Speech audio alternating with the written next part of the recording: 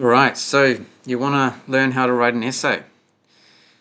Well, the first thing you do when you're in the exam or you're doing your assessment is you look at the questions that are on offer and just you want to choose a question that you actually understand, that you actually have perhaps something you can say about.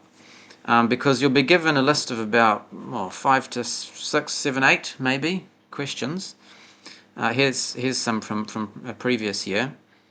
And if you're watching this video, hopefully by now you know what they look like. You know that there's a describe part to each question and an explain part. So there's 2 parts to each question. And the key thing for you to think about at this point is what question stands out to you, what one works well for the text that you studied in class with your teacher, and what one do you have the most to perhaps say about based on what you can remember happening in the text and also what you were taught about the text. So let's have a little think about if you're in my class and you perhaps did my Year 10 class and you did Shooting Stars. You go through them and you start at the top and you think, okay, describe a theme in the text. Well, Mr. Bluck taught me some themes, so I know that one of the themes in the text is about standing up for what you believe in. Another theme in the text is to do with always having a code of honor to live your life by. So I've got things to say about this one. I quite like this first one here. Explain what you learned from this theme. Ooh, it's a bit harder. What could I say I've learned from this theme? If my theme is standing up for what you believe in, something I learned from that is that when you stand up for what you believe in, you feel better about the decisions that you make, even if it made your life perhaps more challenging. Yeah, I've got things I could say about this one. That's a good one. Describe an event that was a turning point. Wow. Egan leaving the forest, when Egan's mum disappeared, when Egan met the street kids, when Egan met his dad. Loads of turning points, loads of important moments and events that were turning points for Egan and other people. Explain how it was a turning point. Yeah, I think I could do that. Okay. Describe a scene that was important in the text. Well, we've got 2 very different settings in this book, don't we? We've got Egan and his life in the forest with his mum. Very important, full of love, aroha for Egan in the forest. It was what he was used to, and then he moved to the city. Another important setting, but a more challenging setting. But it was an important setting because it taught Egan a lot of difficult truths, uncomfortable truths. While ultimately it may have meant his downfall, if you've read the book, you know what happens at the end there. But he changed him. He changed others as well. So the setting was challenging but important. So I've got things to say about this one. A challenge faced by a character. Great question for us. Explain how that challenge helps you understand the character. Yes, I could do this one. Egan faced lots of challenges. I mean, his first challenge was simply trying to live in that bush with his mum his whole life. The wild pigs always stealing the tomatoes, etc. But then, of course, as the book moves on, we've got much more really much more challenging moments for Egan. So there's loads of things I could use here. His mum disappears. He can't find his mum. He gets into trouble on the street. He meets his dad, and that doesn't turn out so well. And through all this, the way he faced the challenges, I think, helped me to understand him because he would always stick by his code of honor, mama's code. And so it helped me to understand the type of person he was. Yeah, I think this is a good question for me. Okay, so I'm thinking I'm leaning towards the first one or this one, number 4. So you can see what I'm kind of doing here. I'm going through and, you're just thinking about what comes to mind from the text that you studied. And have you got, a good handful of things you could say about it? Okay, and remember that there are 2 parts to the question, so don't just look at the first part, have another look at the second part too, okay? Because you need to respond to both. Usually they're quite closely tied anyway. Interesting character. Yeah, got some interesting characters. What made them interesting? My personal opinion. And they taught me things. They were important characters and interesting characters. Describe powerful language techniques in the text. Explain why it was powerful. Well, we looked at some of the language that the street kids used, and it was powerful. I guess it gave us a sense of the type of education that they lacked, the type of challenges they had to face, the things they talked about. These street kids were sometimes uncomfortable, a bit gritty. Other language techniques the author uses, there's some great use of similes, and we know that when Egan tries to write some stories, he uses some great figurative language techniques like similes and metaphors. Anyway, I like this question here, number 4, and I like this question here. So what we do when we have chosen our question and we've highlighted the keywords, okay, theme, what I learned from the theme. So I need to talk about theme and what I learned from the theme. Is we do a brainstorm around it. Now I can't do that on paper. I'd usually do that on paper because that's how I like to do things, and you can visualize, you can scribble, but we haven't got paper, so we'll go here and we'll paste that in, and we'll get rid of the oopsie, and we'll get rid of this thing here. Take that back. So I'm just going to color code it because that's what I like to do. I like to have my 2 parts.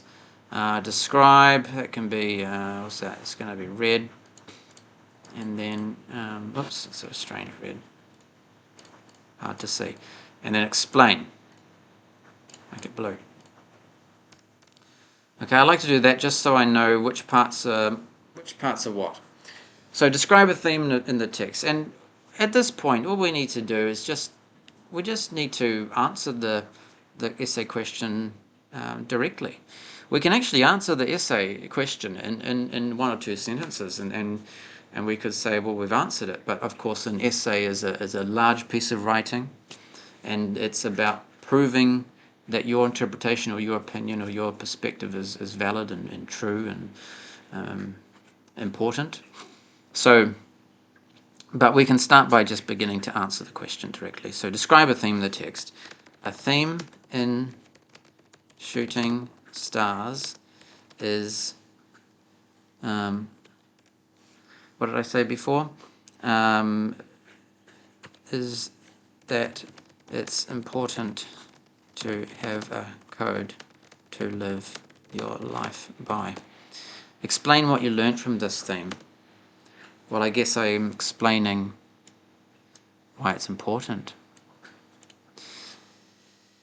What I learned from this theme is that having a code to live your life by is important because it can help you make the right choices in challenging situations. So there we go. I've actually answered the essay question with a statement there, and I've engaged with both parts of the essay question. I've used the keywords from the essay question in my answer: theme, what I learned from this theme. So that helps me, by using the keywords, it helps me to stay focused on actually just talking about what the essay question wants me to talk about, because one of the things that we know students often do when they write an essay is that they just talk about what happened in the story, in the plot. And that's not what an essay is asking you to do. You don't need to talk about the story. You don't need to talk about what happens in the story and the plot. Only talk about the evidence and examples that relate to what you're trying to say about this idea of having a code to live your life by, and how it helps to make the right choices. Okay, so what we need to do now is we need to have a plan. Before we can write an essay, we need to know what we're going to put into each paragraph and what our evidence and examples might be, what are our main points, things like that. And so I know a lot of people seem to think they can just go ahead and just write, but for an essay, you really do need to have a plan, because it helps to organize your thoughts. It makes your essay more coherent and connected, and focused. So how I like to do things, there's a few strategies you could use to plan an essay. This is one, and we can talk about another one another time. Things like Baker is another strategy. But what I like to do is I like to just have 3 body paragraphs. Oh, I have an introduction, and you want to have 3 body paragraphs in your essay, because that's the typical number of main points that develops your argument, develops your response, and makes your essay good. And then a conclusion at the end. Okay, and then what I like to do is I sort of structure it like this. At the beginning of the text, later on in the text, and towards the end of the text. And that's one way of structuring your body paragraphs. I like it because I like things to be in chronological order from beginning to end. But it's up to you. You can just have any 3 main points, but this is how I like to... And then I've got something written on the page, and I've got something I can focus on. Okay, something from the beginning that shows that's important to have a code to live your life by, because it can help you make positive choices, etc.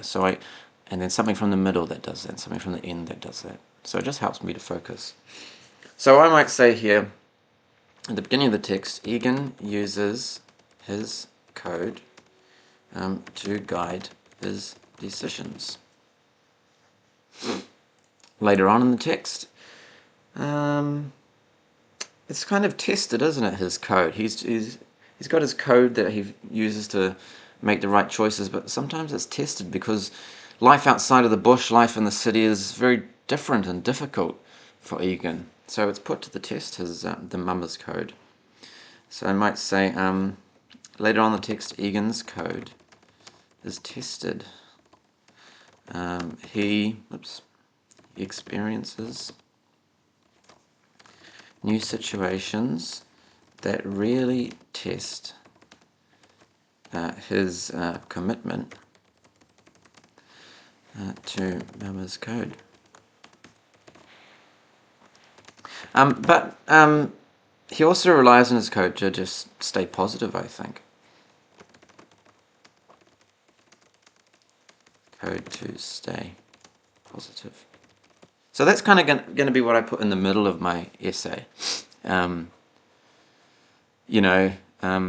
the beginning he uses his code and everything's fine. It's easy to use his code and apply his code to life in the bush, where there's not much conflict with other people. He doesn't know anybody else really except for his mum and then JT.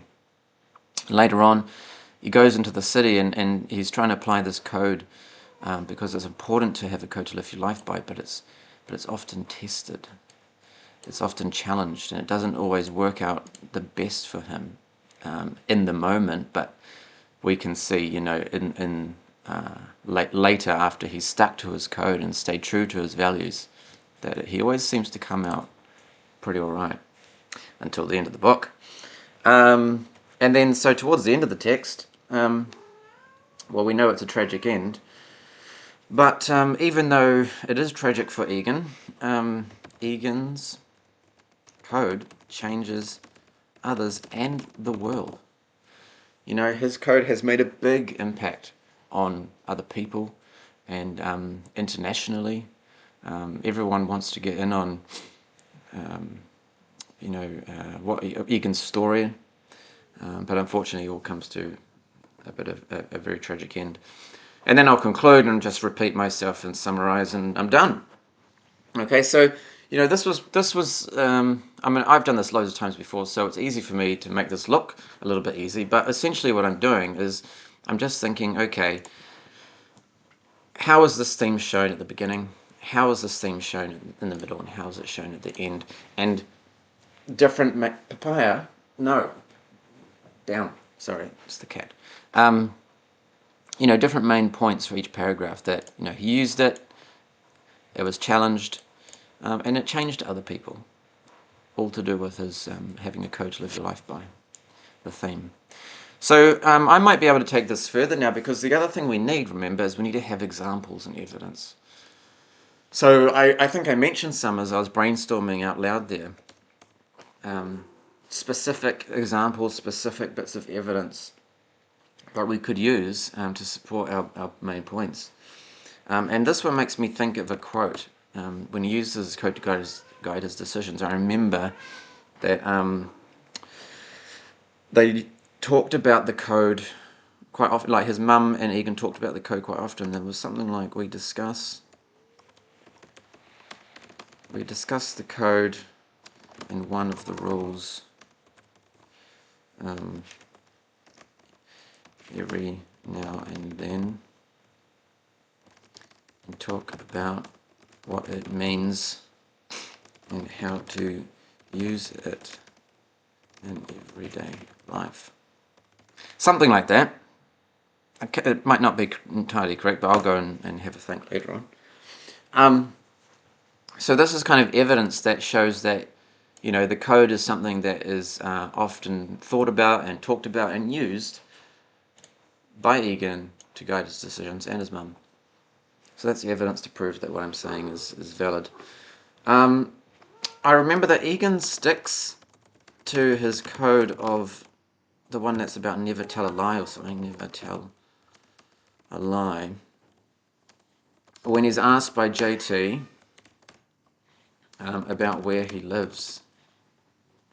And then the quote is a quote there, something like, I can't tell you because then I'd be lying. Something like that. And this makes, oh, what's this? When asked by JT about where he lives. And then he says, I can't tell you because I'd be lying. And this actually makes JT respect Egan. JT says something like, no lie is worth telling. I can respect that. So there's some great evidence to support how Egan uses his code to guide his decisions, and it seems to work out good for him. I try to aim for 3 examples. I mean, you can probably get away with 1 example, but if you want to achieve well, if you want more than a multi-structural, you need to think, or an achieved, you know, middle of the ground stuff, you need to think about having a pattern of evidence, because a pattern of evidence is more convincing. A pattern of evidence shows that your knowledge of the text is robust and deep. If you're just putting in a quote or having one small example or detail, it's not really as convincing as a student who can give 2 or more examples or bits of evidence to support their main points. So another one for me might be Egan builds a strong relationship with JT by following his code. And one of his rules was, the codes was, you should treat people the way you want to be treated. And I think that's why, and I'll explain in my essay, Egan and JT were able to get along, because Egan was just treating people the way that he would want to be treated. Okay, let's see if I can do the same thing here. So this one's about his code being tested in the city. It's tested, but he sticks to it, and he relies on it to stay positive. So I'm thinking about when he first arrives in the city, in Auckland. All of his stuff gets taken. So when all of his stuff gets taken by the street kids, he knows that the night is darkest before the dawn. And I remember that because that's quite a memorable quote. It stuck out to me. And I've heard it before in my own life, that, you know, when things are bad, things can only get better from here. So he's using his code to stay positive in the midst of his code being tested, and all his stuff gets taken, and he doesn't fight back because, you know, he's not supposed to be violent, etc. What else? What about, I really like his relationship with June, the dock lady, the Department of Conservation receptionist lady. Because yeah, it was a bit of a sour relationship, but then Egan just stuck to his code, and June seemed to respect that and appreciate that, and they got to know each other really well because of the code. So when Egan shows June, the dock lady, some kindness, she changes her attitude towards Egan and helps him. Okay, because and that's evidence that, you know, he uses his code to stay positive. In his new situations, it's tested a bit with June. June doesn't really, you know, see what this kid's up to, but then she finally realizes that he's just actually quite a nice young guy with good values, a good code of honor to live his life by. And I'm starting to think, actually, if you do have a code to live your life by, it can make your life more difficult. Could be another theme, you know, having a code makes your life more difficult. But it makes your life a life that you can be proud of because you know that you've stuck to your code. And I think that's what Egan is showing us here, is that sometimes it can make things a little more tricky, but you feel good about sticking to your values, and it tends to pay off. Oh, how did I miss this one? Egan getting punched up. Egan gets punched up and doesn't fight back. Okay, because of his code. Because of his code. You know, and that shows that his code has really been tested. Papaya! Stop it. That shows that his code's really been tested. Although, we have to mention here that he does fight back once it starts to hurt, because that's what the code says he can do. If it starts to hurt, you start to, you know, get injured, you can fight back. Right, towards the end of the text, Egan's code changes others in the world. So, you know, this is all to do about how his story has impacted the world, how his code has changed lives and changed the world. So, firstly, I'll mention how he gets in the news media. So, what should I say here? His life. I'm making quite long notes. You don't have to do long notes like this. I tend to, and I know this about myself, is I always overwrite. But you might just put in news media or internationally popular. When I note take, I seem to just go on and on and on. So feel free to just make smaller notes than me. His life story and his code gain him lots of attention from news, media, and public around the world. There's a quote there somewhere. What does that one say? Something like, everyone seems to want to know about me. I haven't even done anything special, or something like that. Okay, so it's you know, he doesn't understand why people are so amazed by him when all he's doing is just following some rules his mum told him. You know, he can't see how unique his story is in his code. Lauren. Lauren is able to leave her abusive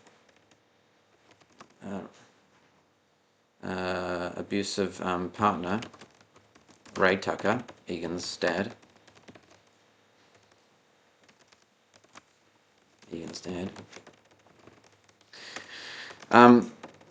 Because of Egan's story and code.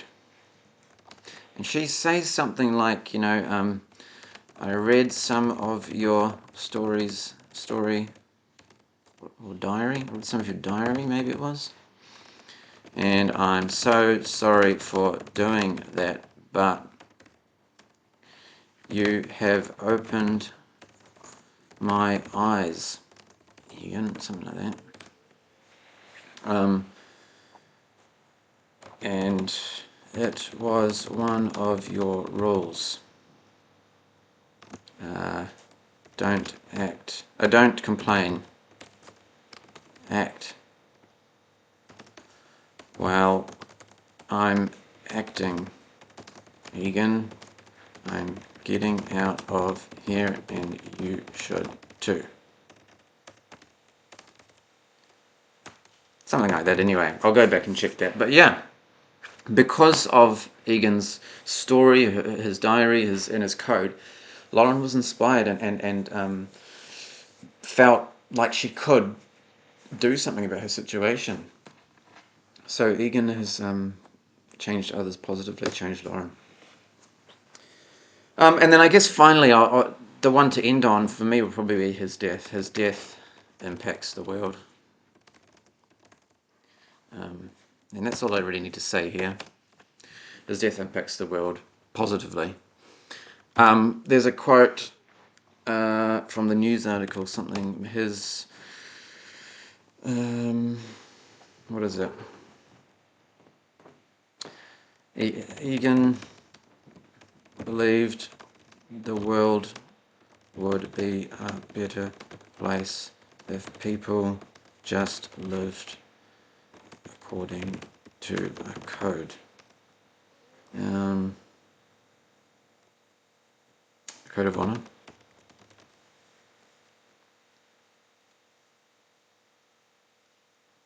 And this is what made him famous around the world.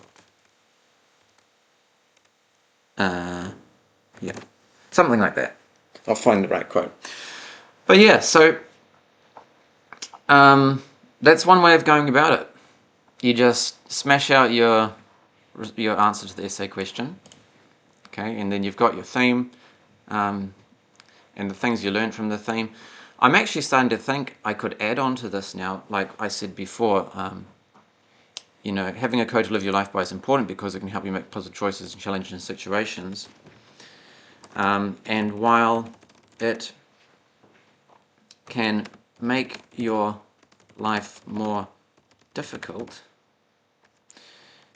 it makes your life a life you can be proud to live because you've made the right decisions and you've stuck by your values.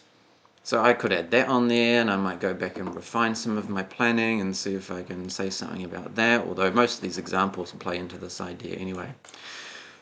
So yeah, don't freak out about the amount of words. As I said, I overwrite. And it's not a good idea to overwrite because then you get stuck and you go on and on and on. I could just put down some brief notes here. He doesn't tell a lie. Good relationship with JT. Talks about code with mum. Stuff stolen. Kindness towards June. Doesn't fight back.